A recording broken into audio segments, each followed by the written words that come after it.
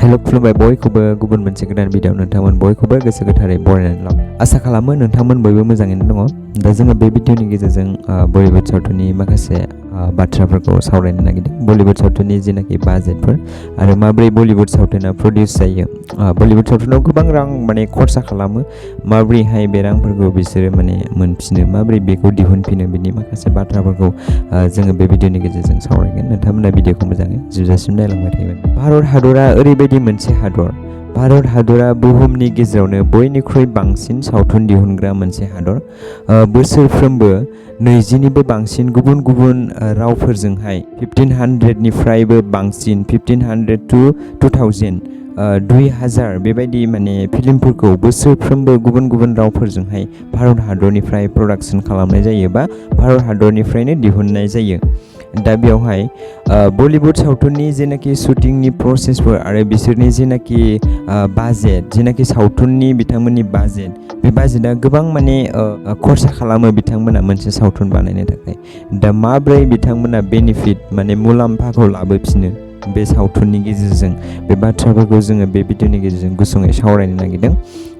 माब्रै शुटिंनि प्रसेसफोर, माखासे बाथ्राफोरखौ जोङो बे भिडिअनि गेजेरजों मोनथिनानै लागोन। जेनाखि सावथुननि बाजेट, बे बाजेटखौहाय मोनब्रै बाहागोआव राननाय जादों। बेनो जाबाय सेथियावहाय डेभेलपमेन्ट, नैथियावहाय प्रि प्रडाक्सन आरो थामथियाव प्रडाक्सन, बिनि उनाव ब्रैथियावहाय पस्ट प्रडाक्सन। बे मोनब्रै बाहागोआव बलिउड मुभिनि बाजेटखौहाय राननाय जादों। दा सेथियावहाय डेभेलपमेन्टआव बिथिं स्ट'रि थाबाय, बिनि उनावहाय स्क्रिप्ट राइटिं, डायलग्स, बे गासिबो डेभेलपमेन्टनि आन्डारावहाय फैगोन। बेनि उनाव नैथियाव थायो प्रि प्रडाक्शननि सिङावहाय प्लानिं थाबाय, शुटिं लकेशन, बिनि उनाव मेन एक्टर्सनि थाखाय सोरखौ सायख'गोन, मेन एक्टर्सआवहाय सोरबायदि मेन केरेक्टाराव सोरबायदि एक्टरखौ सायख'गोन, साइड एक्टराव सोरबायदि एक्टरखौ सायख'गोन, बे गासैबो प्लेनिंफोराहाय सेकेन्ड स्टेजआवहाय फैयो आरो। बेनि उनाव थामावहाय जाहैबाय प्रडाक्शनावहाय मा फैयो होनोब्ला आन्डारावहाय कमप्लिट जायो। जागायनायनिफ्राय लानानै जोबनायसिम गासै शुटिंनि जेनाखि प्रसेसफोर, बे प्रसेसफोरा प्रडाक्शनावहाय जोबफैनांगौ आरो। बिनि उनावहाय फराव जाहैबाय पस्ट प्रडाक्शन होनोब्ला बेयाव थाहैबाय मिउजिक थाबाय, एडिटिं थाबाय, बिनि उनावहाय ग्राफिक डिजाइनिं थाबाय, बिनि उनाव थाहैबाय एडिशन, जेनाखि जरायनाय, गुसुं जेनाखि क्लिप्सफोरखौहाय जरायनानै बेबायदि एडिट खालामनाय आरो मिउजिक होनाय, बे गासिबो पस्ट प्रडाक्शनाव थाहैबाय। दाना बे मोनब्रै गासैबो प्रसेसफोरा जोबखांनायनि उनावहाय जेब्लानाखि सावथुना रेडि जायो बा मुभिया रेडि जायो, अब्ला मा खालामो, मुभिखौहाय साप्लाइ खालामनायनि बा बे सावथुन बेखौहाय दैथायनायनि मोनसे प्रसेस थायो। बेवहाय मुभि साप्लाइ खालामनायाव मा जायो, माखासे प्रडिउसारफोरा गावसोरनो मुभिखौहाय साप्लाइ खालामो आरो माखासे प्रडिउसारफोरा बेखौहाय जानाखि साप्लाइ खालामग्रा ग्रुपफोरनो, डिस्ट्रिबिउटरफोरनो बेखौहाय डाइरेक्टयै फानो। जेब्ला प्रडिउसारफोरा डिस्ट्रिबिउटरफोरनो, जायनाखि मुभि साप्लाइ खालामग्राफोर, बिसोरनो जेब्ला सेल खालामो, अब्ला मा जायो, जेनाखि प्रडिउसारफोर बिसोरो लाबखौहाय बेयावनो लाखायो आरो। जेनेबा साप'ज 20 crore जुदि मुभिनि बाजेटआ 20 crore बा, बिसोरो बै डिस्ट्रिबिउटर जायनाखि मुभि साप्लाइ खालामग्रा, बिसोरनो मा खालामगोन, बिसोरो 40 crore सेल खालामगोन। जेब्ला मुभिया जुदि फ्लप जायो, अब्ला मा जागोन, जेनाखि डिस्ट्रिबिउटरफोर बिसोरहा लस जायो आरो मुभिया जुदि फ्लप जायोबा। आरो जेब्ला मुभिया हिट जायो, अब्ला डिस्ट्रिबिउटरफ्राहाय लाब जायो। दा बिनिखायनो माखासे प्रडिउसारफोरा मा खालामो, गावसोरनो डिस्ट्रिबिउट खालामो, जेब्ला गावसोर मिन्थिखागोन नालाय, जेब्ला मुभिया हिट जागोन होननानै प्रडिउसारफोरा मिन्थिखायो बा गावसोर मुभिखौ हिट खालामनो थाखाय मा खालामो, बिसोर फेमास एक्टरफोर बा बेबायदिनो पपुलार एक्टरफोरखौहाय, बयजोंबो मोजां मोनजाग्रा एक्टरफोरखौ मा खालामो, बिसोर लायो आरो। बिनिखायनो मुभिखौ हिट खालामनो थाखाय। जुदि मुभिखौहाय प्रडिउसारफोरा डाइरेक्ट डिस्ट्रिबिउटरफोरनो सेल खालामो अब्ला डिस्ट्रिबिउटर्सफ्राहाय माखासे एक्सट्रा बेवहाय माने फैसाखौ खरस खालामनांगौ गोनां जायो मार्केटिं खालामनायावहाय मुभि प्रमोशन खालामनायाव बिसोर मा खालामो माखासे रां आरोबाव खरसा खालामबावनांगौ गोनां जायो बिनि उनाव बिसोरो मुभिखौहाय गुबुन गुबुन माने सेटेलाइट राइट्स मिउजिक राइट्सफोरावहाय बिसोर मा खालामो आरो सेल खालामो जेनाखि डिस्ट्रिबिउटर्सफोर बिसोरो माने टिभि चेनेलफ्रावहाय बेखौ सेल खालामो आरो डिस्ट्रिबिउटरफ्राहाय टिभि चेनेलफ्राव सेल खालामखांनायनि उनाव मा खालामो माखासे साब डिस्ट्रिबिउटर्स जायनाखि बिसोरनि गाहायावहाय थायो साब डिस्ट्रिबिउटरफोरनो बिसोरो मा खालामो बेखौ आरो साप्लाइ खालामो साब डिस्ट्रिबिउटरफोरा बेखौ आरो मा खालामो जायनाखि थियेटारफोर सिनेमा हलफोर बेफोरावहाय बिसोरो मा आरो बेखौ सेल खालामो जेब्लानाखि थियेटार हलावहाय बेखौ सेल खालामो अब्ला मा जायो जि हलावहाय टिकेट फाननानै जि उनावहाय जिनाखि जेसेबांनाखि रां मोनो बेखौहाय ग्रस इनकाम होननानै बुङो आरो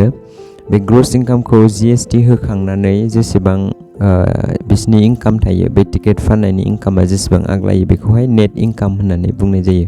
आरो बे नेट इनकामखौहाय जिनाखि थियेटार मालिक जेनाखि सिनेमा हलनि अनार बिथांजोंहाय बै डिस्ट्रिबिउटर्सफोरजों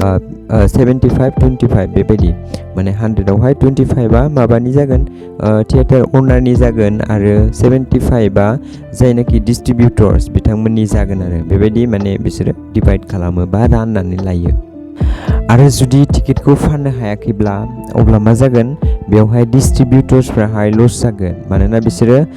प्रडिउसारनिफ्राय डाइरेक्टयै बेखौ बायदों माने डाइरेक्ट प्रडिउसारा बिसोरनो सेल खालामखाबाय नालाय बिसोर जेसेबांनाखि बे मुभिनिफ्राय इनकाम खालामनानै लानो हायो बियो डिस्ट्रिबिउटरफोरनि खोथा जायो आरो बेवहाय जुदि प्रडिउसारा बेखौ डाइरेक्टयै डिस्ट्रिबिउटर्सफोरनो सेल खालामोब्ला अब्ला जुदि बिसोरहा जुदि टिकेटखौ फाननो हायाखैबा डिस्ट्रिबिउटर्सफ्राहाय मुभिखौ जुदि सेल खालामनो हायाखै अब्ला मा जागोन बिसोरहा लस जागोन आरो बेबायदि लस जाबाथाय मुभिखौ फ्लप होननानै बुंनाय जायो आरो बेनि अनगायैबो माखासे जेनाखि प्रडिउसारफोर बिथांमोना मा खालामो गावसोरनो माने मुभिखौहाय साप्लाइ खालामो प्रडिउसारफोरा माखासे जेनाखि प्रडाक्शनफोर दङ हलिउड मुभियावबो बे प्रडाक्शनफोरा मा खालामो गावसोरनो माने मुभिखौहाय साप्लाइ खालामो मानो थाखाय साप्लाइ खालामो जेब्ला बिसोरो मुभिखौ हिट जागोन बायदि मोनो जेब्ला मिन्थिखायो मुभियाहाय हिट जागोन होननानै अब्ला बिसोरो मा बेखौ डाइरेक्टयै सेल खालामा बिसोरो बेखौ मा खालामो गावसोरनो साप्लाइ खालामो गावसोरनो मार्केटिं खालामनानै प्रमोशन खालामनानै बेखौ बाजेटिं खालामनानै गावसोरनो मा खालामो मुभिखौ साप्लाइ खालामो बेबायदि माबाफ्रावहाय जेनेबा साब डिस्ट्रिबिउटर्सफ्रावहाय आरो जेनाखि थियेटारनि अनारफोर दं सिनेमा हलफोर दं बेफोरावहाय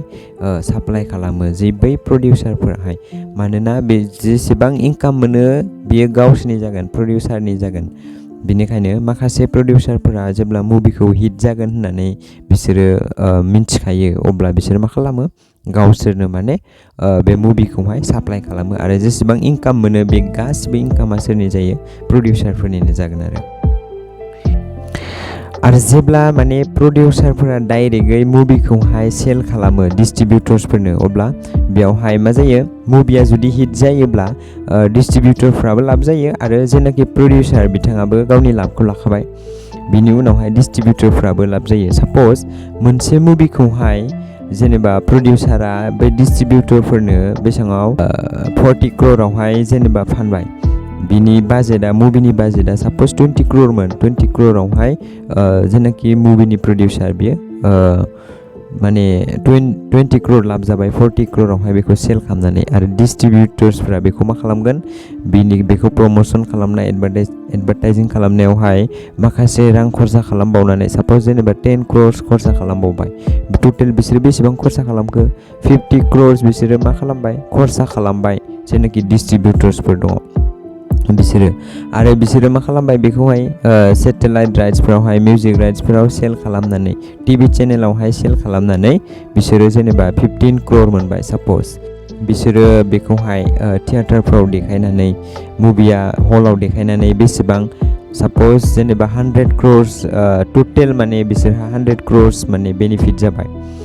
मुभिखौहाय डिस्ट्रिबिउटर्सफ्रा जुदि 100 crore जुदि बेनिफिट जायोब्ला अब्ला बिसोर बेसेबां मोनगोन साप'ज GST होनांगौ GST होनानैहाय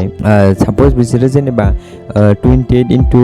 100 divided by 128 बिसोरो जेनेबा 22 crores खौहाय जुदि बिसोरो GST महरै होयोब्ला होमबा बेसेबां थागोन बिसिनाव 100 निफ्राय माबा थाबाय 78 crores आहाय बिसिनाव थाबाय आरो 78 crores निफ्राय 78 into 75 divided by 100 बेसेबां जाहैयो 58.5 crore जायो दाना 78 निफ्राय 58.5 crore खौ माइनास खालामबा बेसेबां जायो 19.5 crores होमबा 19.5 crore खौ सिनेमा माबानो होबाय मालिकनो होबाय जेनाखि थियेटारनि ओनार बेनो बिसोरो होबाय 19.5 crore खौ बाय बै 15 crore जेनाखि टिभि चेनेलनो फाननानै मोननाय 15 crore आरो बेयावहाय 8.5 crore होमबा बेसेबां जाखो 23.5 crore होमबा डिस्ट्रिबिउटरफ्रा लाब जाबाय होमबा बिसोर बेसेबांनि बायामोन 50 crore बिसोर बायदोंमोन दाना बेसेबां लाब जाखो टोटेल 23.5 crore बिसोरहा लाब जाबाय होमबा बिसोरहा जेबो लस जायासै आरो जायनाखि प्रडिउसार बिथाङाबोथ' लस जायासै गावनि लाबखौ बिथाङा लाखाबाय होमबा डिस्ट्रिबिउटरफ्राबो लाब जाबाय आरो जेब्लानाखि बेबायदि जायो अब्ला मोनसे मुभिखौहाय मा सुपार हिट बा हिट होननानै बुंनाय जायो आरो जेब्लानाखि बिथांमोना टिकेटखौ सेल खालामनो हाया डिस्ट्रिबिउटरफ्राहाय आरो बिसोर गावसिनि बेनिफिटखौ मोननो हाया अब्ला मा जागोन मोनसे मुभिखौहाय फ्लप मुभि होननानै बुंनाय जागोन आरो दा बेवहाय डिस्ट्रिबिउटरफ्रा लस जायो आसा खालामो नोंथांमोना भिडिअखौ मोजाङै बुजिदों आरो नोंथांमोना भिडिअखौ नायनानै मोजां मोनदों आरो जुदि नोंथांमोना भिडिअखौ नायनानै मोजां मोनदोंब्ला नोंथांमोना बेबायदि गुबुन गुबुन भिडिअफोर नायबाय थानो थाखाय आंनि बे चेनेलखौ फल' खालामनो दाबाव गोजोन्थों।